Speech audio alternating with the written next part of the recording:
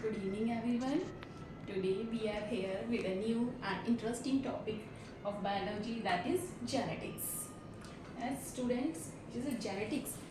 It is a branch of biology which deals with inheritance of characters and variations. Inheritance of characters from parents to their offspring. जैसे कि हम कहते हैं कि भाई बच्चा हुआ, बोलेंगे इसका तो फेस इसकी मदर से मिलता है, इसकी हाइट तो इसके पापा पे गई है।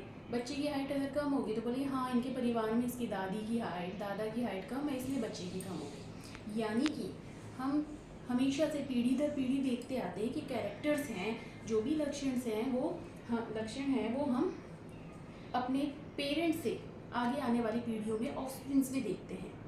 वो चीज़ कहलाती है हेरिडिटी। अब उसमें बीच में वेरिएशंस भी आते हैं। वेरिएशंस कैसे कि भाई एकदम जो ऑफस्प्रिंग है उसमें और पेरेंट्स में अंतर पाया जाएगा कैरेक्टर्स का या ट्रेड्स का, उसको हम कहते हैं वेरिएशंस। यानी genetics is study of heredity and variations. And the most famous scientist John Geiger Mendel first of all describe about this heredity or inheritance of character. He experimented on the plant. This is garden pea,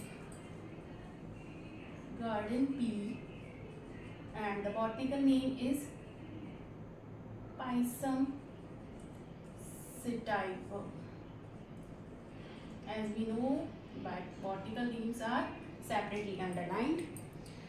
He conducted experiments on this plant for 7 years and postulated the laws of inheritance, but his work was not recognized after his death, and in 1900 3 scientists discovered his work.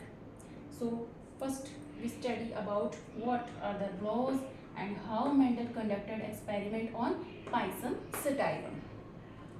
This for his work he is known as father of genetics, and the word genetics is given by Bateson, and the Bateson is known as father of modern genetics.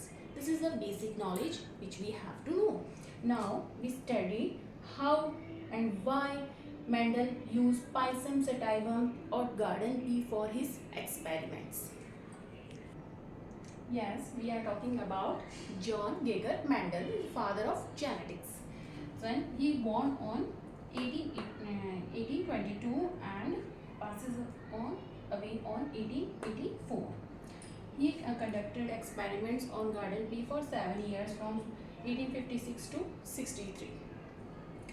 He experimented on garden pea on 14 true breeding pea plants with contrasting trait. Mendel ने P plant लिए और P plant के garden pea के उसने 14 contrasting characters लिए, यानी 7 characters होंगे और उसके कॉन्ट्रास्ट, जैसे टॉल हाइट है तो हाइट में टॉल और ड्वार्फ, हम वो 7 कैरेक्टर्स अभी पूरे के पूरे यहाँ देखेंगे। पर मेंडल ने कई बार क्वेश्चन आता है कि पी प्लांट पे ही काम क्यों किया, क्योंकि जो पी प्लांट था वो एनुअल था, लाइफ साइकिल उसको आराम से कंप्लीट हो जाती थी 3 to 4 months। मतलब आपने सीड बोया और 3-4 महीने में उसमें फ्लावरिंग हो गई और सीड लग गए, फ्रूट आ गया, तो आपको पता लग जाएगा भाई कि इसमें करैक्टर्स कैसे आ रहे हैं। उसके अलावा सबसे अच्छी बात थी कि सेल्फ पॉलिनेशन भी पाया जाता है और उसमें आप क्रॉस पॉलिनेशन भी करवा सकते हो अदर टेक्निक्स को यूज़ करके। अब हम जो मेंडल ने 14 ट्रू ब्रीडिंग पी प्लांट्स लिए थे, जो कंट्रास्टिंग कैरेक्टर्स थे, वो हम देखेंगे। तो आइए, दूसरी बात ये थी कि जो ये 7 कैरेक्टर्स थे, वो कैरेक्टर्स क्रोमोजोम पे अलग अलग क्रोमोजोम पे पाए जा रहे थे। ठीक है, यहाँ यानी कि की सारी बात किस पे आती है, हमारे क्रोमोजोम पे आती है। जो भी कैरेक्टर्स इनहेरिट हो रहे हैं उसके जो जीन होते हैं वो कहाँ पे पाए जाते हैं, क्रोमोसोम्स पे पाए जाते हैं। तो मेंडल ने जो 7 कैरेक्टर्स लिए थे उनके जीन अलग अलग क्रोमोसोम में पाए जा रहे थे, यानी कि जो आगे हम मॉर्गन की लिंकेज थ्योरी पढ़ेंगे वो लिंकेज यहाँ एब्सेंट था। तो मेंडल के जो एक्सपेरिमेंट मेंडल के अकॉर्डिंग हुए थे वो बहुत ईजी वे में हो रहे थे। ठीक है, अब हम देखते हैं, आपको एक बेसिक चीज़ और बताते हैं। ये है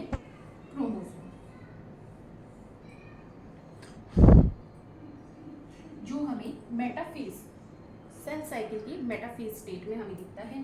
क्रोमोसोम में इसे कहते हैं chromatid, chromatid, and this is centromere which is dividing this chromatid. This is one chromatid, this is second chromatid, and these are known as sisters chromatid, sister chromatids, and genes are located on the chromosome. हमारी body में हमें पता है कि genetic material है वो क्या है, डीएनए है। डीएनए जो जेनेटिक मटेरियल है, जिसको हम ये मानते हैं कि डीएनए हमारा 2.2 से लेकर 2.5 मीटर लॉन्ग है। Our DNA is and this is compactly arranged in small nucleus, and this DNA along with proteins known as chromatin net या chromatin, and divide into 46 chromosome in the case of human at the time of cell division, and we see this type of structure of chromosome at metaphase state, and the gene which is present and which is known as unit of inheritance are located on these chromosomes.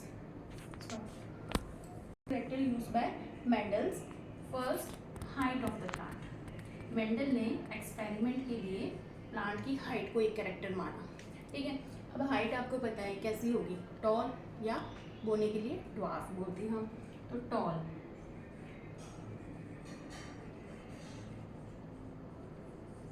अब इसने कुछ symbols बनाए थे gene को समझाने के लिए, तो वो सिंबल्स जो मेंडल ने बताया, अगर टॉल है तो कैपिटल टी, और ड्वार्फ के लिए डी नहीं यूज़ करेंगे हम, इसी का small T, okay.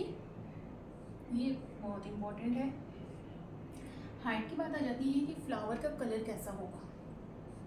Second character जो उन्होंने लिया था वो फ्लावर कलर लिया था, उसमें ये होगा वॉयलेट, ठीक है, वॉयलेट कैपिटल वी, और इसी का कॉन्ट्रास्ट अपोजिट जिसको इन्होंने लिया था वाइट, और उसको डोनेट किया स्मॉल बी से। नाउ फ्लावर पोजीशन, ये फ्लावर कहाँ लगा हुआ है, फ्लावर पोजीशन देखिए एक्सिलरी, ए से एक्सिलरी से बन गया कैपिटल ए, और अगर दूसरी पोजीशन इन्होंने जिसे रिसेसिव मानी थी, वो वर्ड हम रिसेसिव आपको आगे समझाएंगे, वो है small.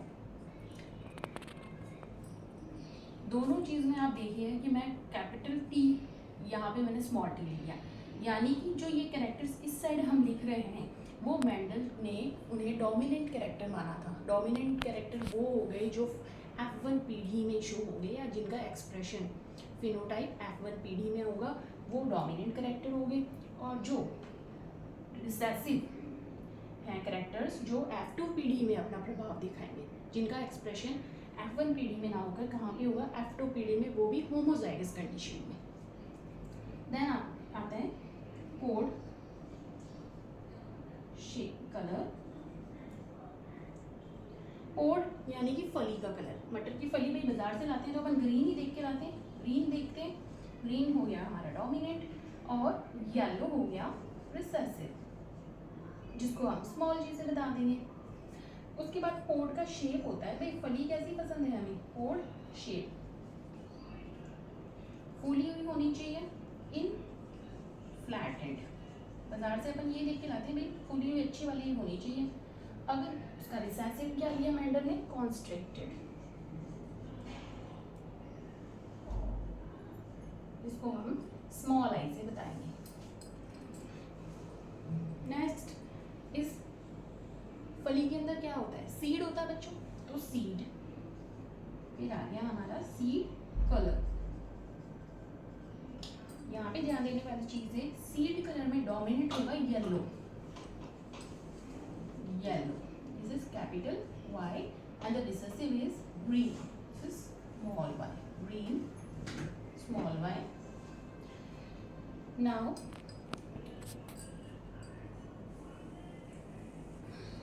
next is seed shape.